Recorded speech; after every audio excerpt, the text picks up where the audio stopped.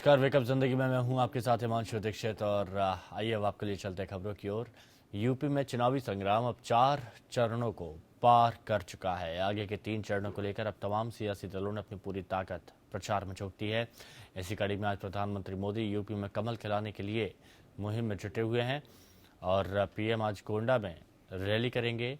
PM अपनी चुनावी जनसभा के जरिए जनता का मन मोहने और उनसे कमल का बटन दबाने की सिफारिश करेंगे। यूपी में अब 3 चरणों का चुनाव शेष है और आगे की लड़ाई अब पूर्वांचल की सियासी जमीन पर है, जहां बीते लोकसभा चुनाव में बीजेपी का प्रदर्शन बेहतरीन रहा था। ऐसे में बीजेपी और पीएम मोदी की पूरी कोशिश है कि इस बार भी पूर्वांचल में नतीजे बीजेपी के लिए बेहतर आए, ताकि लखनऊ की राह आसान हो सके और यूपी में बीजेपी का बनवास खत्म हो।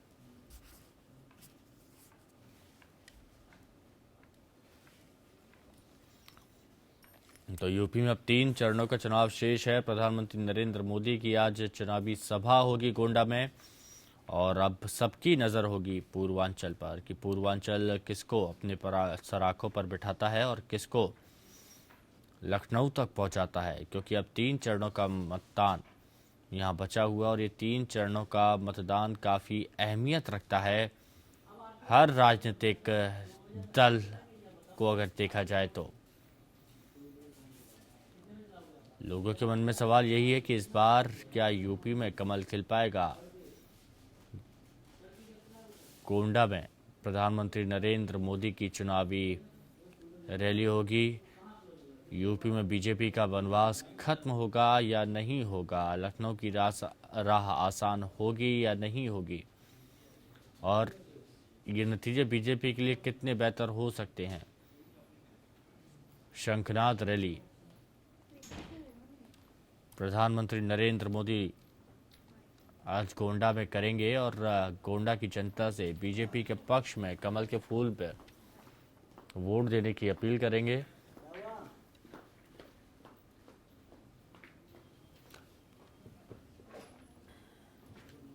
खुर्रम निजामी हमारे साथ लखनऊ से हमारे सहयोगी जुड़े हुए हैं। खुर्रम, प्रधानमंत्री नरेंद्र मोदी आज गोंडा में गरजते हुए नजर आएंगे और देखा जाता है कि जब भी प्रधानमंत्री नरेंद्र मोदी कोई रैली करते हैं एक मुद्दा ऐसा उठाते हैं जो चर्चा का विषय बन जाता है। कल गधे पर बातचीत की, उससे पहले भी कई मुद्दों पर बातचीत की।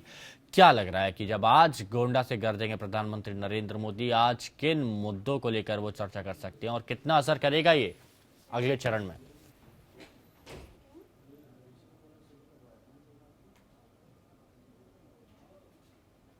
चुके हैं, लेकिन उसके बाद भी जो मेजर इश्यूज होते हैं जो आम जनता से जुड़े होते हैं उस पर ज़्यादा बोला नहीं जाता। अगर बोला जाता है तो उन बातों पर बोला जाता है जिनका आम जनता से कोई मतलब नहीं होता। यानी कि एक अंग्रेजी में कहावत है, washing dirty linen in public. तो यही कुछ देखने को मिल रहा है कि आप एक दूसरे पर आरोप प्रत्यारोप लगा रहे हैं। आप चाहे मोदी जी की बात कर लीजिए, चाहे अखिलेश जी की बात कर लीजिए, चाहे अमित शाह की बात कर लीजिए, किसी की बात कर लीजिए, सब में आप पाइएगा सब एक दूसरे पर आरोप प्रत्यारोप लगा रहे हैं। अगर अखिलेश यादव कहते हैं कि गधों का प्रचार नहीं होना चाहिए, तो नरेंद्र मोदी जो हमारे प्रधानमंत्री वो कहते हैं कि अगर आपकी मानसिकता हेल्दी मानसिकता है तो आप जाहिर तौर पर गधे से भी प्रेरणा ले सकते हैं। तो वहीं पर अमित शाह कहते हैं कि कसाब से मुक्ति पाना उत्तर प्रदेश को, यानी कांग्रेस, समाजवादी और बहुजन समाज पार्टी की बात करने लगते हैं। तो वहीं अखिलेश यादव अपनी तरीके से कसाब की जो डेफिनेशन है वो गढ़ने लगते हैं। तो कुल मिला के कहा जा सकता है कि 4 चरण का जरूर खत्म हो गया है, चुनाव मतदान भी हो गया है, 3 चरण की कैंपेनिंग चली है। लेकिन जो कैंपेनिंग में जो कम से कम जो मुद्दे होने चाहिए, मसलन बुंदेलखंड की जो मूलभूत ढांचा जो ध्वस्त हो चुका है उसको आप कैसे बेहतर करेंगे, आप रोजगार जो आप नहीं दे पा रहे हैं रोजगार को आप कैसे करेंगे, जो एक्सोडस होता है उत्तर प्रदेश उसको कैसे रोकेंगे, जो गरीबी है वो गरीबी दूर कैसे करेंगे, जो करप्शन है वो कैसे दूर करेंगे, उस पर कोई चर्चा नहीं होती, कोई बात नहीं होती।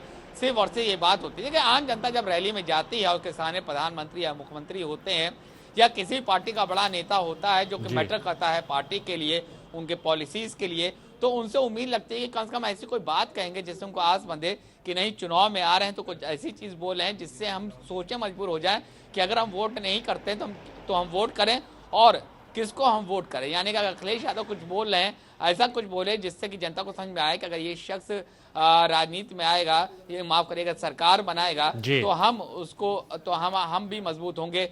अगर मोदी जी को देखते हैं तो उनको लगना चाहिए कि हमारा देश एक अच्छे हाथों में है, एक एक ऐसे शख्स के हाथों में है जो देश को आगे ले जा सकता है, लेकिन वहां भी निराशा लगती। अमित शाह को देखते हैं, जो भारतीय जनता पार्टी के राष्ट्रीय अध्यक्ष हैं, उनको देखकर लगता है कि ये ऐसी पॉलिसीज बनाएंगे अपने पार्टी की जिससे कि जनता खुशहाल होगी, तो वहां भी निराशा लगती है। तो कुल मिला के ये कह सकते हैं कि 4 चरणों में अभी तक की जो वाक्य युद्ध हुआ है उसमें जनता को तो कुछ नहीं मिला, सिर्फ सुर्खियां बनी, और वो भी गलत वजहों से। हिमांशु। बिल्कुल खुर्रम, मैं चाहता हूँ आप हमारे साथ बने रहें। हम आपसे लगातार इस जो यूपी में चुनावी माहौल चल रहा है इस पर हम चर्चा आपसे करते रहेंगे।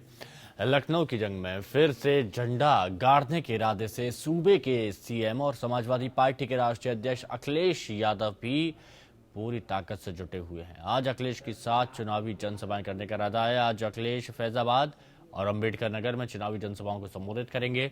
यूपी में अब सियासी जंग पूर्वांचल की ओर शिफ्ट कर गया है, जहां बीते विधानसभा चुनाव में समाजवादी पार्टी का बेहतरीन प्रदर्शन रहा था। ऐसे में इस बार इस इलाके में अखिलेश का सियासी लिटमस टेस्ट होगा और सपा लखनऊ की रेस में जीत पाएगी या नहीं, इसका काफी कुछ दारोमदार आने वाले चरणों के नतीजे तय करेंगे। और खुर्रम निजामी हमारे साथ लगातार जुड़े हुए हैं। खुर्रम, अखिलेश की 7 चुनावी जनसभाएं, जहां देखा जा रहा है कि प्रधानमंत्री नरेंद्र मोदी एक आध जनसभा करते हैं, बीएसपी सुप्रीमो मायावती भी 1-2 जनसभा करती हैं। वहीं समाजवादी पार्टी और कांग्रेस का जो गठबंधन है, देखा गया कल परसों की बात की जाए तो अखिलेश यादव 5-6 से कम जनसभाएं करते ही नहीं है। ताबड़तोड़ जनसभाएं अखिलेश यादव की चल रही हैं। तो इतनी उत्सुकता देखी जा रही है, इतना जो जोश देखा जा रहा है, क्या ये डर भी कहा जाए या फिर किस तरह से देखा जाए इस चुनाव प्रचार को अखिलेश के? हिमांशु, अगर हम अखिलेश यादव की बात करें तो अखिलेश यादव के ऊपर दोहरी जिम्मेदारी है। एक तो वो मुख्यमंत्री हैं और दूसरे वो राष्ट्रीय अध्यक्ष भी हैं समाजवादी पार्टी के, और जिस तरह से अंदरूनी कलह चल रही उसके बाद से वो अनजायज हुए थे, वही साबित करना चाहते हैं कि जो फैसला उन्होंने 1 जनवरी 2017 को लिया था वो गलत नहीं था, क्योंकि उनको मालूम है कि अगर कुछ भी गलत होगा तो उनके पास बचने का और एक्सक्यूज का कोई रास्ता नहीं होगा। यानी कि अगर जीते तो उनका हौसला बुलंद होगा, सेहरा उनके ताजबंदे का, लेकिन अगर वो उनका प्रदर्शन, उनकी पार्टी का प्रदर्शन बेहतर नहीं हुआ तो जाहिर सी बात ठीक रहा, उनके शरीर फूटेगा और वो कुछ कह नहीं सकते कि किन वजहों से वो अच्छा परफॉर्म नहीं कर पाए, पार्टी को अच्छी परफॉर्मेंस नहीं देखने को मिली, ऐसा कुछ कह नहीं सकते। यही वजह है कि वो पूरी एनर्जाइज हैं और लगातार वो रैली कर रहे हैं, ताबड़तोड़ रैली कर रहे हैं। लेकिन आज की हम बात करें तो फैजाबाद, अंबेडकर नगर, ये 2 इलाके हैं जहां वो रैली करेंगे। 7 जनसभाएं होंगी दोनों मिला करके। हम फैजाबाद की बात करें तो यहाँ पर पहली बार पवन पांडे समाजवादी पार्टी से जो प्रत्याशी थे वो जीते थे, वो अखिलेश के बेहद करीबी भी हैं, उनके दोस्त भी हैं, छात्र राजनीति से उभरे हैं। तो ऐसा क्या किया है पवन पांडे ने जो उनको दोबारा उनको विधायक चुना जाए? साथ ही अखिलेश यादव वहां जाकर क्या बोलते हैं, क्योंकि अगर हम फैजाबाद की बात करते हैं तो अयोध्या खुद ब खुद आ जाता है, और अयोध्या एक ऐसी जगह थी जहां से 2 पार्टियों को संजीवनी बूटी मिली थी, एक समाजवादी पार्टी और दूसरी भारतीय जनता पार्टी। अगर 1990 के बाद से उत्तर प्रदेश में मुलायम सिंह यादव का रुतबा बढ़ा, तो वहीं पर 1992 के बाद से अगर आप देखिए तो भारतीय जनता पार्टी का रुतबा बढ़ा था। यानी कि दोनों ने अपने एक ही जगह थी, लेकिन दोनों ने अपनी अपनी राजनीतिक रोटियां खूब सेकी, और दोनों देखिए आज 25 साल बाद की हम बात करें तो 25 साल बाद अगर समाजवादी पार्टी मैदान में है तो बहुमत की सरकार उनकी बन चुकी है, और 25 साल बाद अगर भारतीय जनता पार्टी आज मैदान में खड़ी है, वोट मांग रही है, तो उनकी भी पूर्ण बहुमत की सरकार केंद्र में बनी हुई है। यानी कि एक ऐसी संजीवनी बूटी थी जिसने दोनों पार्टी को बहुत ज्यादा फायदा पहुंचाया।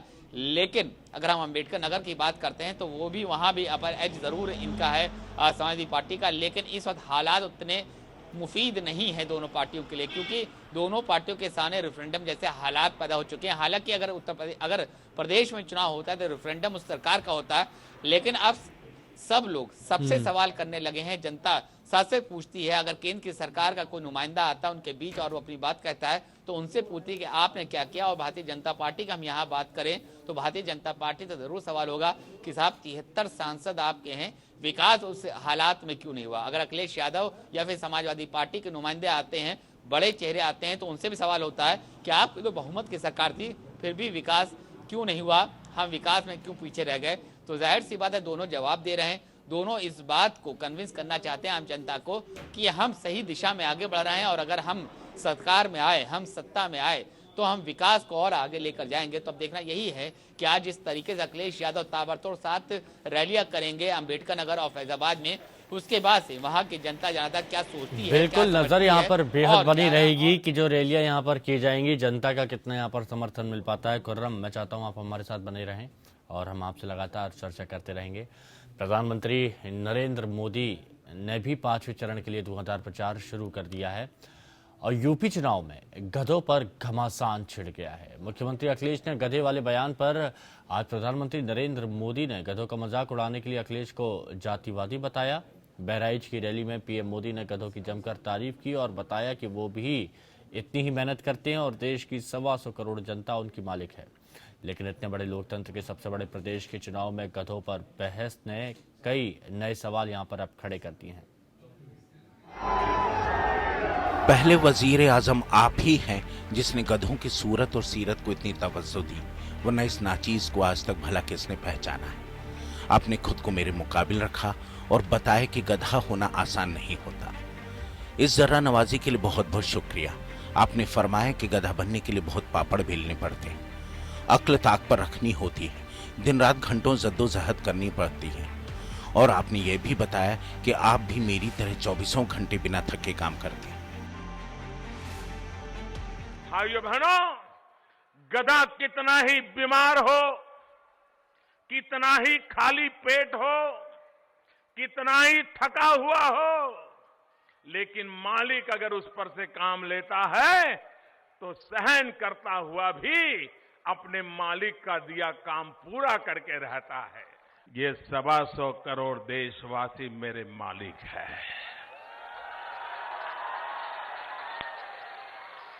वो मुझसे जितना काम लेते हैं मैं करता हूं, बिना छुट्टी लिए करता हूं। जिसके 125 करोड़ मालिक हों उसकी क्या हालत होगी ये आपको देखकर समझा जा सकता है। लेकिन वजीर आजम, अगर आपकी सोच और समझ सारी सियासतदां पा जाए तो वाकई मुल्क में कोई गधा नहीं रहेगा। हकीकत यह है कि नेता हम सबको गधा समझ लेते हैं, मुद्दों की बात नहीं करते, विकास का काम भी नहीं करते, लेकिन हिंदू को मुसलमान और मुसलमान को हिंदू का खौफ दिखाकर वोट ले लेते हैं। इसीलिए बड़े शोक के साथ कहना पड़ रहा है कि कोई हिंदू या मुसलमान गधा हो सकता है, लेकिन कोई गधा हिंदू या मुसलमान नहीं। लेकिन तकलीफ यह है कि आपने हमारी नस्ल में भी जातिवाद तक तलाश ली। आपको गधे का भी डर लगने लगता है क्या? और मैं हैरान हूं, ये आपकी जातिवादी मानसिकता, ऊंच नीच का भाव देखने वाली मानसिकता, ये पशु में भी ऊंच और नीच का भाव देखने लग गई। गधा आपको इतना बुरा लगने लग गया। आपकी सरकार तो इतनी एफिशिएंट है, इतनी एफिशिएंट है कि किसी की भैंस खो जाए तो पूरी सरकार खोजने के लिए लग जाती है। सब जानते हैं गुजरात कोई जात नहीं, एक सूबा है। तौहीन गधों की गई थी, गुजरात की नहीं। वजीर आजम, आपकी शान में बस इतना ही कहना चाहता हूं कि गुजरात के गधों का जिक्र गधा पचीसी की उम्र की वजह से नहीं किया गया था। हमारी समझ कहती है कि जब वोटों के लालच में मुसलमानों की आबादी और हिंदुओं की बर्बादी की तकरीरें शुरू हो चुकी हों, फिरका परस्त ताकतों ने अपने असलहों की धार तेज करना शुरू कर दी हो, फिजा में खौफ और हवाओं में नारा तदबीर और अल्लाह अकबर की सनसनाहट उठने लगी हो, मुल्क में कब्रिस्तानों के मुकाबिल शमशानों की कमी पर आपकी तकरीर से नथुने फड़फड़ाने लगे हों, ऐसे में वो हम ही हैं जिसका जिक्र छिड़ते ही लोग ठाका लगाने लगे थे। बताओ गरीब लोगों, किसान भाइयों, एक गधे का ज्ञापन आता है, विज्ञापन। हम तो इस सदी के बड़े महानायक से कहेंगे कि अब आप गुजरात के गधों का प्रचार मत करिए। हकीम अर्ज है, तौहीन गधों की गई थी, गुजरात की नहीं। मुद्दों की बात न करने पर की गई थी, आपकी नहीं। लेकिन आप और आपके नायब बिजली और लैपटॉप के भी मजहब तलाश रहे हैं। एक गधा होने के नाते आपसे सिर्फ इतना जानना चाहता हूं कि आपने नोटबंदी क्या सोच कर की थी। चलिए इतना बता दीजिए कि सिला क्या मिला। धब्बू कुम्हार का धंधा चौपट हो गया तो रामू धोबी पर कर्ज लद गया। फिर भी अर्ज करना चाहूंगा कि यूं तो चुनावी मौसम में नेता लोग गधों को अपना बाप बना लेते हैं, फिर भी हमारे मिजाज और तासीर को या तो आप समझ सके हैं या किशन चंद्र जैसा बड़ा लेखक या फिर अंशुमान त्रिपाठी, एपीएन।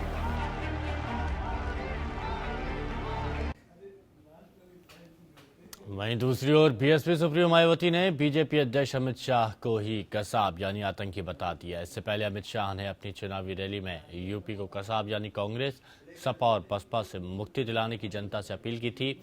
उधर अखिलेश ने कसाब वाले बयान के अपने ढंग से मायने निकाले हैं।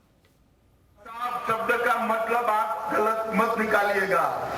क से मेरा मतलब है कांग्रेस पार्टी, स से समाजवादी पार्टी और ब से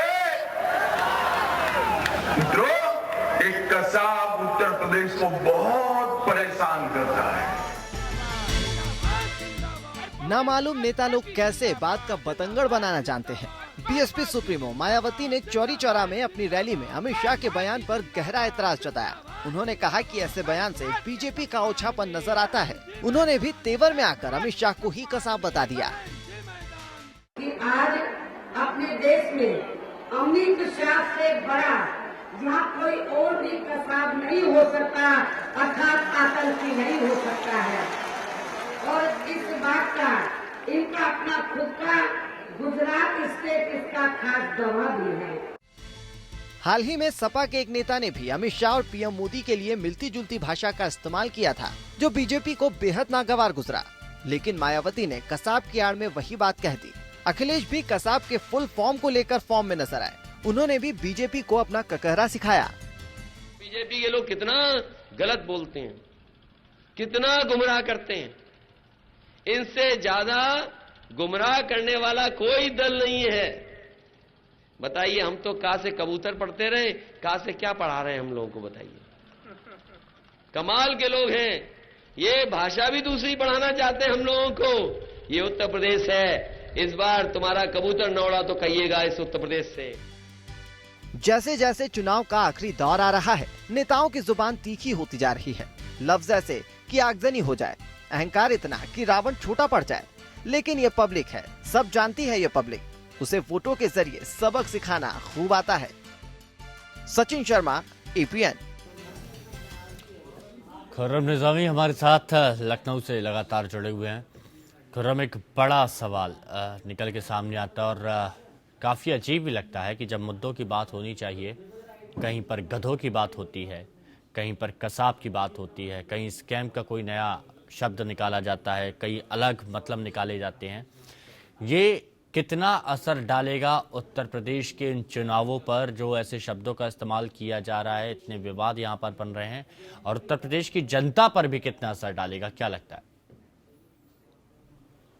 देखिए हिमांशु, ये चुनाव पर कितना असर डालेगा और जनता को कितना फायदा पहुंचाएगा, ये तो कहना बड़ा मुश्किल है। लेकिन ये बात बिल्कुल साफ होता है कि इससे फायदा किसी को नहीं है, ना जनता को, ना ही हमारी संसदीय जो मर्यादा है उसको, और ना ही नेताओं को। क्योंकि इस तरीके की भाषा कोई मतलब नहीं होता, वो जुमलेबाजी से ज़्यादा कुछ नहीं होती। और बाद में आप भी कहिएगा कि हाँ वो जुमला था, उसको आप सिर्फ जुमला मानिए, और कैंपेन में ऐसी भाषा का उपयोग होते रहता है। लेकिन वजह क्या, ऐसी भाषा का उपयोग कब होता है? ऐसी भाषा का उपयोग तब होता है जब आपके पास जनता को बताने के लिए ये ना हो कि आपने 5 साल या 3 साल किया क्या हो, चाहे वो अखिलेश यादव हो, चाहे पीएम मोदी हो, चाहे अमित शाह हो। इन सब के सामने बड़ा सवाल है कि अगर उससे बेहतर होता आप ये बताते कि इन 5 सालों, पिछले गुज़िश्ता 5 सालों में सीएम अखिलेश ने क्या किया, वो ये बताते, और पीएम मोदी अमित शाह ये बताते हैं गुज़िश्ता 3 सालों में उन्होंने उत्तर प्रदेश के लिए क्या किया है, तो शायद बेहतर होता है। लेकिन अफसोस की बात यह है कि ये कोई भी बताने की स्थिति में नहीं है कि उन्होंने, उनका रिपोर्ट कार्ड है, वो क्या रिपोर्ट कार्ड है, उनको बताने की स्थिति में नहीं है कि आगे वो क्या कर सकते हैं और कितनी बेहतर तरीके से कर सकते हैं, ये बताने की स्थिति में नहीं हो। यानी कि एक वैक्यूम आ चुका है मानसिकता में। जो हमारे नेता हैं उनको समझ में आता है कि एंटरटेन करके हम वोट पालेंगे। ये सिर्फ एंटरटेनमेंट होती है, एक व्यक्ति, एक जन समूह को आप अपनी तरफ खींचने के लिए ऐसे ही भौड़ी मानसिकता और ऐसी भौड़ी बयानों का इस्तेमाल करते हैं, तो जाहिर सी बात है कि कुछ दिनों बाद जनता रैली में जाना बंद कर देगी। वो कहेंगे जब यही सब सुनना है तो हम चौराहे पर क्यों बैठे, हम घर के अंदर क्यों ना बैठे।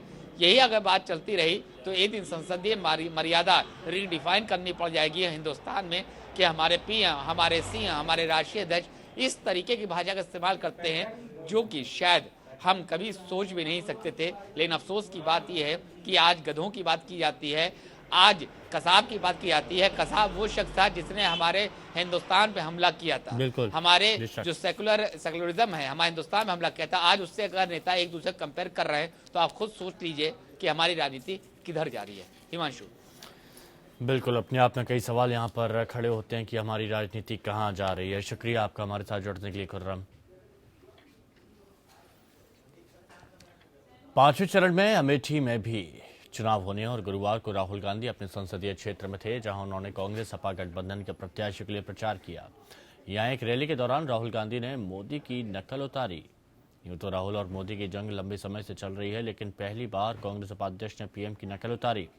मंच पर उन्होंने एक्टिंग करके दिखाई। उन्होंने मोदी से मुलाकात के दौरान जो हुआ एक्टिंग के जरिए स्टेज पर समझाया।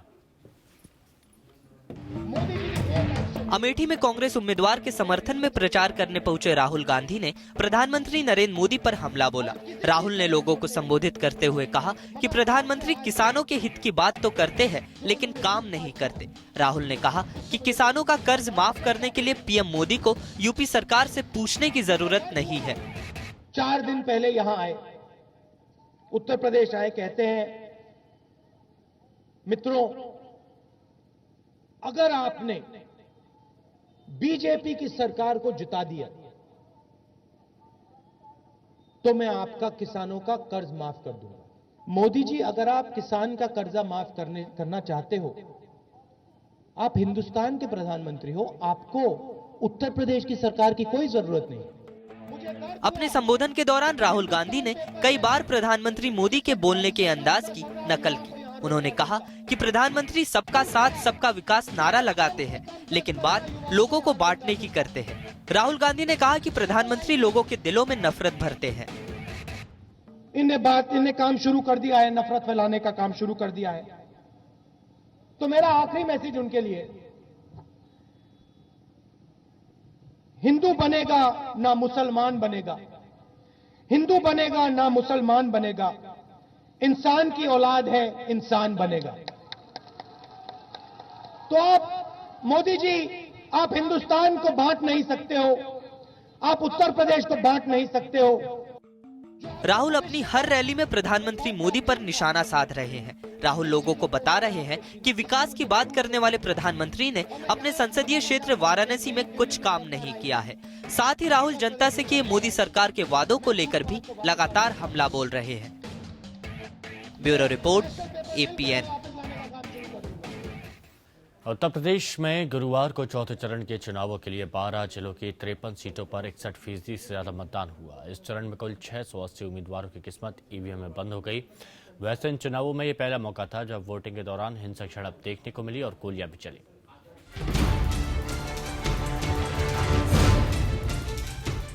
उत्तर प्रदेश में चौथे दौर के मतदान पर इसलिए खास नजरें रहीं क्योंकि इस दौर की कई सीटों पर बाहुबली या फिर उनके रिश्तेदार उम्मीदवार हैं। इसलिए इस दौर में मतदान के दौरान हिंसा की आशंका बनी हुई थी। यह आशंका सच साबित हो गई जब महोबा में 2 उम्मीदवारों के बेटों में हिंसक झड़प की खबर आई। वोटिंग शुरू होते ही कोतवाली इलाके के बजरिया में सपा उम्मीदवार सिद्ध गोपाल साहू के बेटे साकेत साहू पर गोली चलाई गई। गोली चलाने का आरोप लगा बीएसपी प्रत्याशी हरिमर्दन सिंह के बेटे अनिरुद्ध सिंह पर।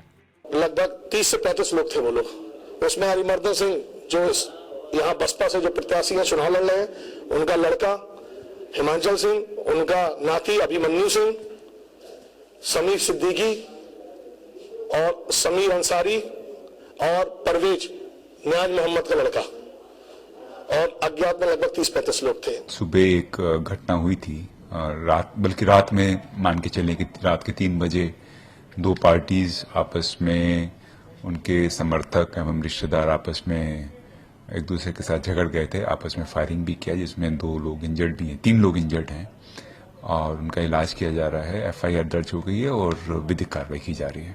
चौथे दौर में जिन बाहुबलियों या उनके रिश्तेदारों की किस्मत का फैसला होना है उनमें रघुराज प्रताप सिंह उर्फ राजा भैया, बाहुबली नेता अखिलेश सिंह की बेटी अदिति सिंह, बाहुबली उदयबान करवरिया की पत्नी नीलम करवरिया, कुख्यात डकैत दरुआ के बेटे वीर सिंह पटेल और बीएसपी सरकार में मंत्री रहे और अब बीजेपी के टिकट पर चुनाव लड़ रहे नंद गोपाल नंदी भी शामिल हैं। इतने सारे बाहुबलियों के असर के चलते ही इस दौर में पहले 3 दौर की तरह शांतिपूर्ण मतदान होने को लेकर सवाल बने हुए थे। वैसे मतदान का रंग जो भी हो, तमाम पार्टियों के नेता चुनावी चैंपियन होने के दावे के साथ भला कैसे सामने नहीं आते। देखिए, विरोधी जानते हैं कि इस बार भाजपा सरकार आ रही है, उनको बताने की आवश्यकता नहीं, लेकिन वह 11 तारीख से पहले स्वीकार नहीं करेंगे, बल्कि 6 तारीख को मतदान संपन्न होने दीजिए। 7 तारीख को इनके बयान आएंगे कि हाँ, हम चुनाव हार चुके हैं और भारतीय जनता पार्टी चुनाव जीत चुकी है। बुंदेलखंड को अखिलेश यादव ने जम के लूटा, गायत्री प्रजापति ने खनन के माध्यम से लूटा। महिलाओं के साथ जो उनका सुप्रीम कोर्ट के द्वारा केस है, ये भी पूरा देश जानता है। जहां तक श्री नरेंद्र मोदी जी की पार्टी का प्रश्न है, भाजपा का, किसान वहां के सबसे ज्यादा आत्महत्या कर रहे थे।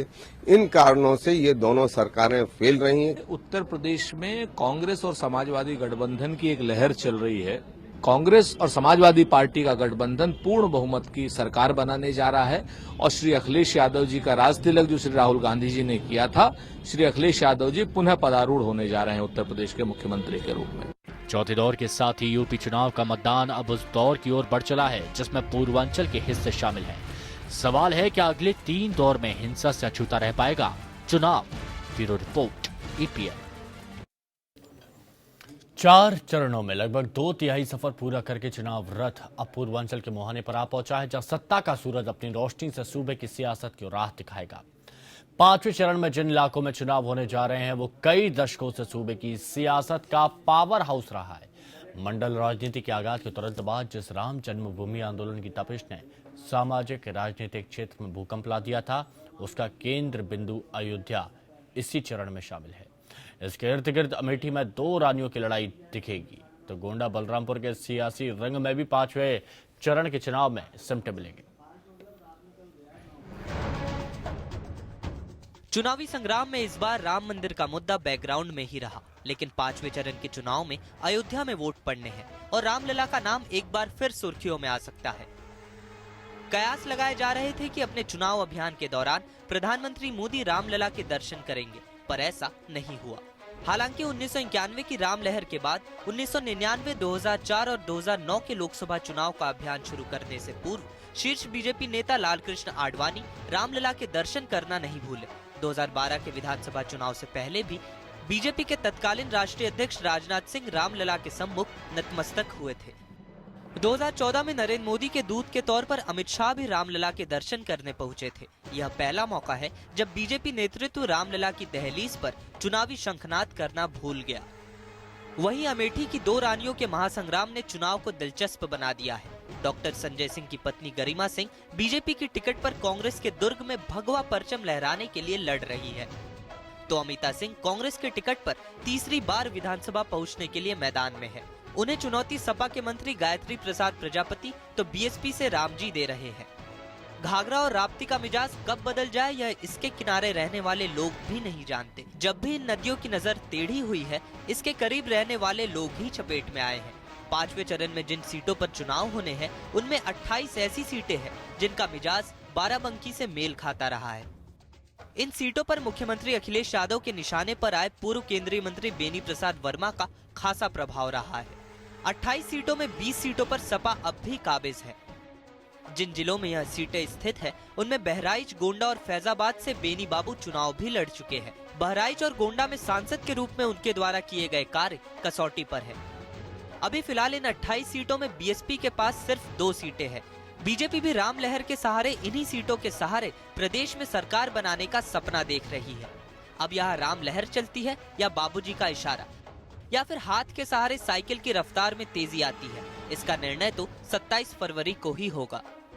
गोंडा के कैसरगंज के बीजेपी सांसद ब्रजभूषण शरण सिंह के बेटे प्रतीक भूषण बीजेपी उम्मीदवार हैं। हालांकि मनकापुर राजघराने के कुंवर आनंद सिंह का गोंडा और बलरामपुर की राजनीति में काफी महत्व है। आनंद सिंह के बेटे कीर्तिवर्धन सिंह भी बीजेपी सांसद हैं, लेकिन एक दल में रहने के बावजूद कभी ब्रजभूषण और मनकापुर घराने के दिल नहीं मिले। शायद इसी कारण कीर्तिवर्धन सिंह इन चुनावों में ज्यादा दिलचस्पी नहीं ले रहे हैं, जो बीजेपी के लिए दिक्कत खड़ी कर सकता है। Bureau report, APN। कांग्रेस अध्यक्ष सोनिया गांधी ने एक वीडियो जारी करके अमेठी और रायबरेली की जनता से कांग्रेस को वोट देने की अपील की। सोनिया ने इससे पहले एक खुला खत लिखकर दोनों विधानसभा के लोगों से कांग्रेस के लिए मतदान करने के लिए अपील की थी। वीडियो में सोनिया ने मोदी सरकार पर निशाना साधा और कहा कि आज पूरा देश मोदी सरकार की नीतियों से त्रस्त है। किसानों को सरकार की नीतियों के कारण भारी नुकसान उठाना पड़ा है। युवा रोजगार के लिए भटक रहा है और महिलाएं महंगाई से परेशान हो रही हैं। छोटे कारोबारियों की दुकानें बंद हो गई हैं। दलित डर के साए में जी रहे हैं। इसके साथ ही सोनिया गांधी ने अपील भी की है कि वो कांग्रेस को वोट दें। दिन आपका और हमारा एक विशेष रिश्ता है जो मेरे जीवन की सबसे बड़ी पूंजी है।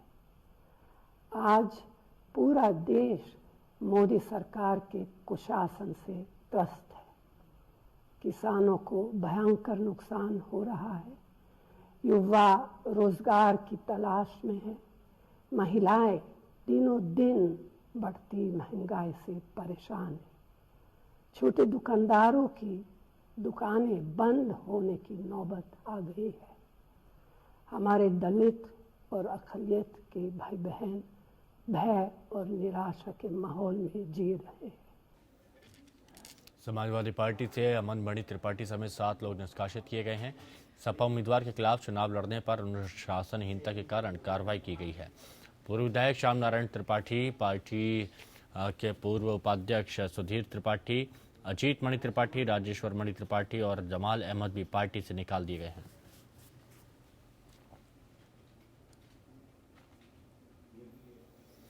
उत्तराखंड में विधानसभा चुनाव के बाद सभी दलों की नजर चुनाव के नतीजों पर है। हालांकि इसके बीच बयानबाजी का दौर हर तरफ से जारी है। एक तरफ जहां बीजेपी कांग्रेस पर पिछले कार्यकाल के कामों को लेकर हमला बोल रही है, तो वहीं कांग्रेस बीजेपी के सीएम के चेहरे को लेकर हमलावर है। कांग्रेस प्रदेश अध्यक्ष किशोर उपाध्याय ने पिछले 16 सालों का हिसाब देते हुए बीजेपी पर भी सवाल खड़े किए। किशोर ने कहा कि राज्य के 16 साल में बीजेपी ने भी शासन किया है, लेकिन बीजेपी बदहाली के लिए सिर्फ कांग्रेस को ही जिम्मेदार बताती है। वहीं बीजेपी में सीएम पद के दावेदारों पर कटाक्ष करते हुए किशोर ने कहा कि बीजेपी अब जूतों में दाल बांटने लगी है। काम किया होता तो उत्तराखंड बेहाल कहां से होता, ये तो सबसे पहले उनको जवाब देना है। उनका तो हर जगह आप होर्डिंग्स में यही था ना कि उत्तराखंड बेहाल, यही था। अब वो उनकी समझ में आया कि वो भी कभी सत्ता में रहे हैं, इसके लिए मैं उनको बधाई देना चाहता हूं कि देर आए वो दुरुस्त आए हैं। अब वहाँ तो जूतों में दाल बट रही है। 11 तारीख जैसे जैसे नजदीक आएगी, अब वो और पता नहीं कहाँ जो है दाल बांटेंगे, ये भगवान मालिक है उनका। मुंबई महानगर पालिका के चुनाव में जहां बीजेपी को भारी सफलता मिली है, वहीं वो बीएमसी पर काबिज होने की स्थिति में नहीं है, क्योंकि उनके पास बहुमत का आंकड़ा 114 नहीं है। इस आंकड़े से शिवसेना भी दूर है। ऐसी स्थिति में महापौर बीजेपी और शिवसेना में किस पार्टी का होगा, इस पर संशय बना हुआ है। बीजेपी ने 82 तो शिवसेना ने 84 सीटों पर विजय हासिल की है। कांग्रेस को 31 सीटों पर जीत मिली है। अब जादुई आंकड़े के लिए या तो कांग्रेस के साथ हाथ मिलाना पड़ेगा या फिर बीजेपी और शिवसेना को अपनी शर्तों पर गठबंधन करना पड़ेगा। हालांकि महापौर को लेकर जवानी दाव पेच शुरू हो गया है। शिवसेना अध्यक्ष उद्धव ठाकरे ने शिवसेना को सबसे बड़ी पार्टी करार देते हुए महापौर पद पर दावा ठोक दिया है। तो वहीं बीजेपी के केंद्रीय नेतृत्व ने प्रदेश बीजेपी को इशारा कर दिया है कि महापौर पद को लेकर शिवसेना के दबाव में ना आए। आज इसे लेकर बीजेपी और शिवसेना के रुख पर पूरे देश की नजर रहेगी।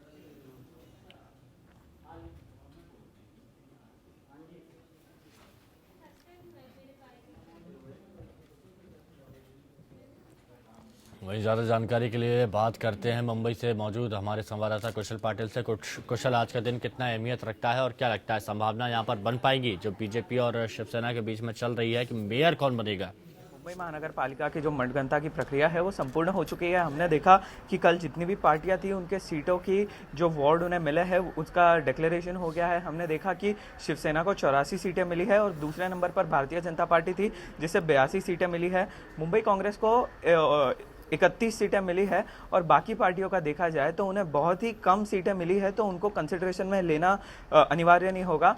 और जहां तक बात गठबंधन की जाए तो अब गठबंधन तो थोड़े दिनों में ही पता चलेगा कि किस तरह से बढ़ेगा, क्योंकि चुनाव से पहले ही शिवसेना और बीजेपी ने अपना गठबंधन तोड़ा था और हमने देखा वही दोनों पार्टियां आगे बढ़ के सबसे ज्यादा सीटें लाई है इस बीएमसी इलेक्शन में।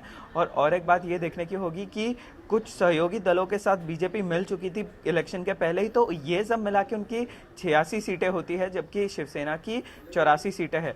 उद्धव ठाकरे ने कल एक प्रेस कॉन्फ्रेंस के दौरान ऐलान भी किया कि मेयर तो उन्हीं का होगा, तो अगर मेयर उनका होगा तो बाकी पार्टियों का किस तरह से फॉरवर्ड आगे का रिएक्शन होता है, आगे की प्रक्रिया होती है, वो देखने की बात होगी।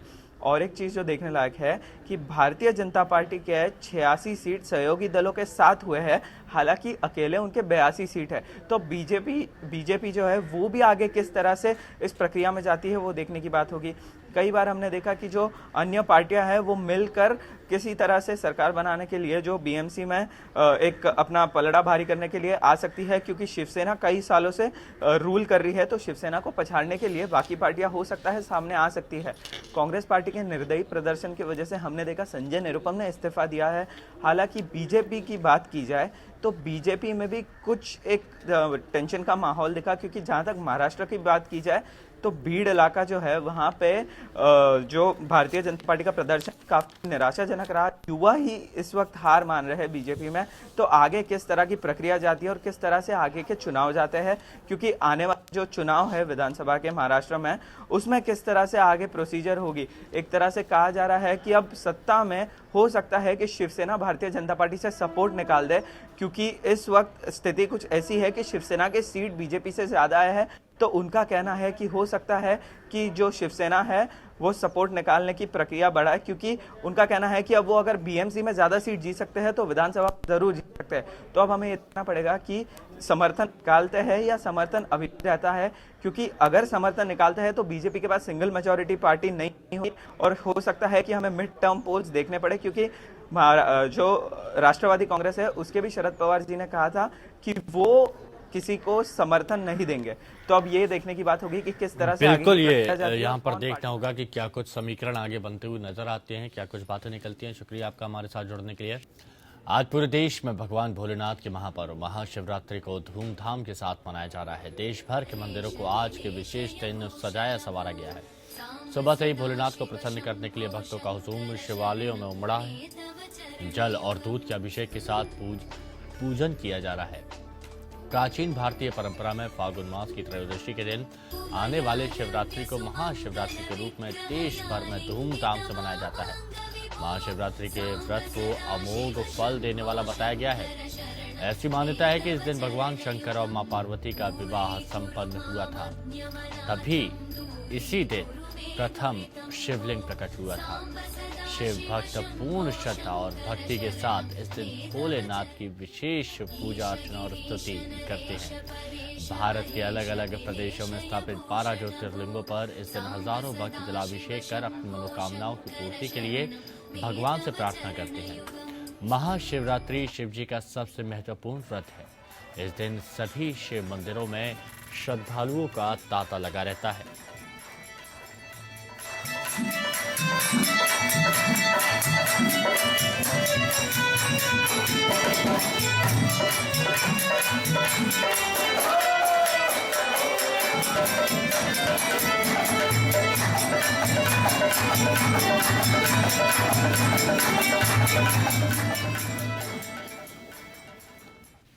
वहीं वाराणसी में काशी विश्वनाथ के मंदिर में देर रात से ही श्रद्धालुओं की भीड़ उमड़ रही है। बड़ी संख्या में कांवड़िए भोलेनाथ का जलाभिषेक करने के लिए लाइनों में लगे हुए हैं।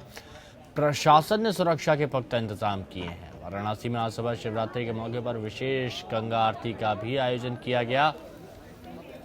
काशी में काफी धूमधाम से शिवरात्रि का ये महापर्व मनाया जाता है।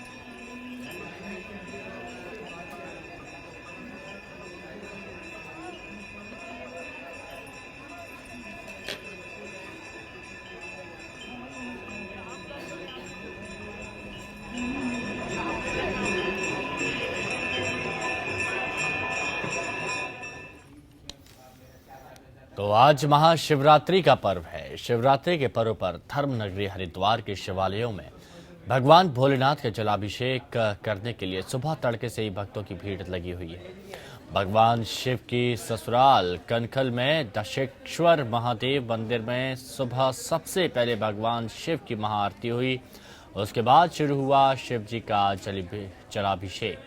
शिव भक्तों ने आज शिवरात्रि पर व्रत भी रखा है। भक्तों का मानना है कि बाबा भोलेनाथ की आराधना करने से सारे दुख दूर होते हैं और भोलेनाथ अपने भक्तों की सभी मनोकामनाएं पूरी करते हैं। मंदिरों के बाहर सुबह 4 बजे से लोग लंबी लंबी कतारों में खड़े हुए हैं। शिवरात्रि का तो अलग ही महत्व है और यहाँ पे दक्ष की धरती है और दक्ष ने महायज्ञ किया था और यहाँ पे सती हुई थी पार्वती माता। आज तो देखो जल चढ़ता है, दूध चढ़ता है और फल जो भी है और बेलपत्र जो रुद्राभिषेक होता है भोलेनाथ का। साल में जब भी भोलेनाथ का ये दिन आता है, 6 महीने में आता है हर बार शिवरात्रि का, तभी भोलेनाथ यहाँ पर जरूर आते हैं। और सभी भक्तों को दर्शन देते हैं। बहुत मान्यता है यहाँ पर, भोलेनाथ हर मंदिर में आते हैं, लेकिन यहाँ पर उनकी ससुराल है इसलिए वो यहाँ पर सबसे पहले प्रवेश करते हैं। आज शिवरात्रि के दिन भगवान शंकर और माता पार्वती का पवित्र बंधन में शादी हुई थी, जिसकी वजह से यहाँ का आज के दिन का बहुत बड़ा महत्व है। वहीं ऋषिकेश में शिवरात्रि का पर्व हर साल की तरह इस साल भी बड़ी धूमधाम से पूजा अर्चना कर मनाया जा रहा है। तीर्थ नगरी ऋषिकेश के सभी शिवालयों में रात्रि 12 बजे के बाद से ही पूजा अर्चना कर जलाभिषेक भक्तों द्वारा शुरू हो गया है। भक्तों ने ऋषिकेश के वीरभद्र महादेव मंदिर पर आकर भगवान शिव की पूजा अर्चना की और जलाभिषेक शिवलिंग पर किया और अपनी मनोकामनाएं भगवान शिव से मांगी। दूसरी ओर प्राचीन मंदिर विश्व प्रसिद्ध नीलकंठ मंदिर में भी शिवरात्रि के उपलक्ष्य में देश के कोने कोने से शिव भक्तों ने हजारों की संख्या में श्रद्धालु आए और पूजा अर्चना की।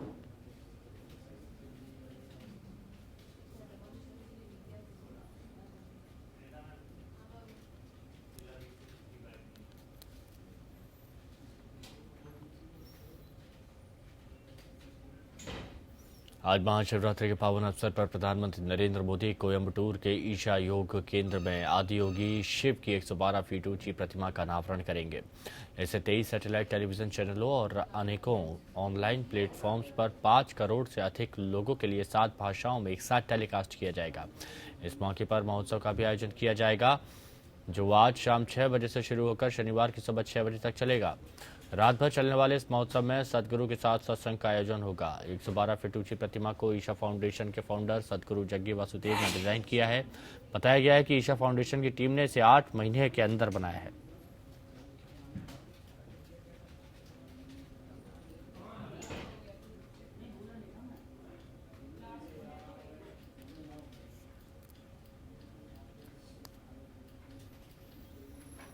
तो आदियोगी शिव की प्रतिमा का आज अनावरण किया जाएगा। प्रधानमंत्री नरेंद्र मोदी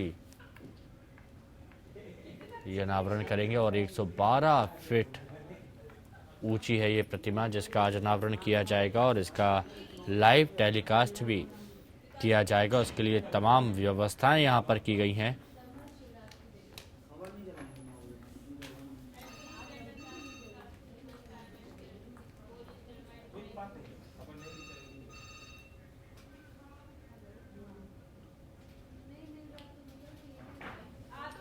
कोयम्बटूर के ईशा योग केंद्र में ये अनावरण होगा। 112 फीट ऊंची ये प्रतिमा है, जहां शिव की प्रतिमा का यहां पर अनावरण किया जाएगा। गौरव बनारस से हमारे साथ हमारे सहयोगी जुड़े हुए हैं। गौरव, क्या कुछ तैयारियां आज की गई हैं जो आज 112 फीट ऊंची शिव की प्रतिमा का अनावरण किया जाएगा? इसको लेकर क्या खास इंतजाम यहाँ किए गए हैं?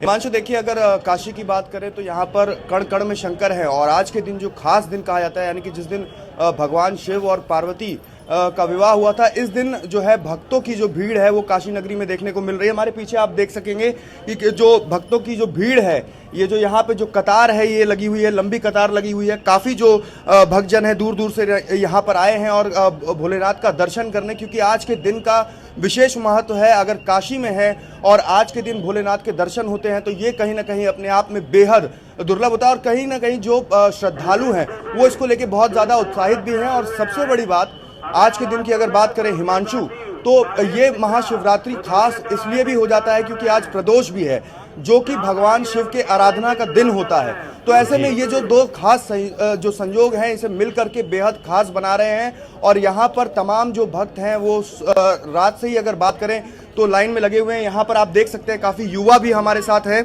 जिनसे हम बात करने की कोशिश करेंगे और जानने की कोशिश करेंगे। आप बताइए, आप कहाँ से आए हैं? सर, हम मुंबई से आए हैं। मुंबई से आप भगवान भोलेनाथ के दर्शन करने, क्या मन में कैसे भाव आ रहे हैं? आज महाशिवरात्रि है, काशी में है, बेहद खास ज्योतिर्लिंग भी है, ऐसे में भगवान भोलेनाथ का दर्शन कितना महत्वपूर्ण है आज? हमारे लिए तो सर बहुत ही महत्वपूर्ण है, लेकिन यहाँ पे देखा जा रहा है कि जो भी भक्त आ रहे हैं एकदम श्रद्धा से आ रहे हैं, और यहाँ पे पुलिस प्रशासन भी काफ़ी हमारी लोग की मदद करे, जिससे कि हमें सहयोग मिल रहा है। और हम रात को 1 बजे से लाइन में खड़े थे, अभी जाके दर्शन मिला, लेकिन दर्शन देके हमें काफ़ी अच्छा लगा। तो बिल्कुल हिमांशु, जैसा कि आपने सुना, यहाँ पर जो भक्त हैं वो बहुत ज़्यादा उत्साहित हैं। और आज के दिन की अगर बात कर लें तो यहाँ पर जो है शिव बारात भी निकाली जाएगी शाम में, और तमाम गाजे बाजे के साथ जो भगवान शिव के जो भक्त होते हैं वो बारात में शामिल होंगे। और भगवान की जो भोलेनाथ और माँ पार्वती का यानी बिल्कुल ये कहा जा सकता है कि बिल्कुल धूमधाम के साथ महाशिवरात्रि का पर्व यहाँ पर मनाया जा रहा है और श्रद्धालुओं में काफी आस्था यहाँ पर देखी जा रही है। शुक्रिया आपका हमारे साथ जुड़ने के लिए। तो वेगम जिंदगी में अभी के लिए मेरे साथ इतना ही, दीजिए इजाजत, नमस्कार।